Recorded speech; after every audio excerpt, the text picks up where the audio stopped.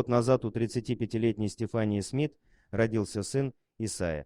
Когда малыш появился на свет, вся ее жизнь наполнилась любовью. Сутки напролет мама и сын проводили вместе, радуясь друг другу. Однако все это длилось недолго. Спустя 3 месяца на коже мальчика появилось пятно, которое превратило их счастливую сказку в полный кошмар. Сыпь становилась все больше и больше с каждым днем. Исайе приходилось чувствовать новые для себя запахи, реагируя на которые его кожа разрывалась и кровоточила. Врачи решили, что у мальчика тяжелая форма экземы. Они прописали малышу топические стероидные мази, от которых Исайе поначалу становилось легче. Прошло некоторое время, и сыпь на коже проявилась еще сильнее прежнего. Мама прибегала к более сильным препаратам, но история повторялась вновь и вновь, ее сыну от лекарств только хуже. Ужасная сыпь покрыла все тело малыша. Его волосы выпадали, чувствительность исчезала. Доктора разводили руками. Врачи думали, что это просто экзема, рассказывала Стефания, все говорили одно и то же.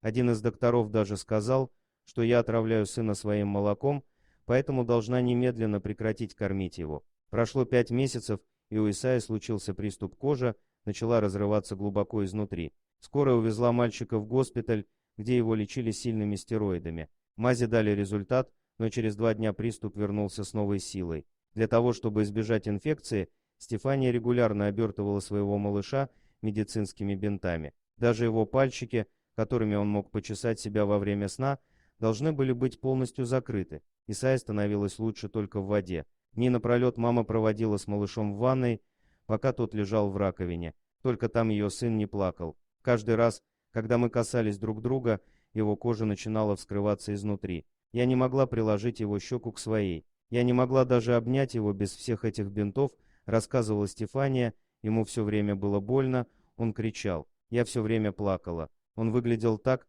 как будто у него не было кожи. Боль была невыносимой все время. Однажды, совсем отчаявшись, я молила Господа о том, чтобы он дал моему сыну другую жизнь. Врачи прямо говорили, что ничем больше не могут помочь. Боль вылилась в отчаяние, слезы не сходили с глаз. Стефания не знала, существовала ли хоть какая-то возможность спасти сына. Немногим позже она заходит на форум в интернете, где случайно натыкается на фотографии детей, имеющих проблемы с кожей. Они обсуждали стероиды. Их побочные эффекты могут делать сыпь еще сильнее, если ты прекратишь их принимать. Стефания отказывается от стероидного лечения сына и решает делать собственные лосьоны и мази. Сочетание лимонной травы и цинка сработало лучше всего. Вскоре на теле Исайи начали появляться пятна, свободные от всякого воспаления. Спустя 10 месяцев после отказа от стероидных мазей, кожа малыша снова вернулась к норме. Нас осматривали 35 докторов. Они все думали, что это экзема. Сейчас я очень хочу показать им фотографии,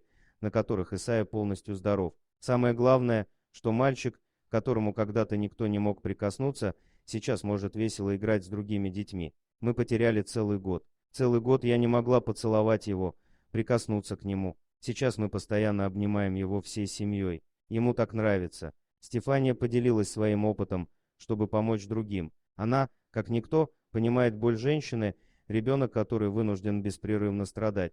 Поделись этой историей, и, может быть, ты спасешь еще одну отчаявшуюся мать и ее больного малыша. Дорогие друзья, если вам понравилось видео, поставьте лайк, а также подписывайтесь на канал, где найдете еще много интересного.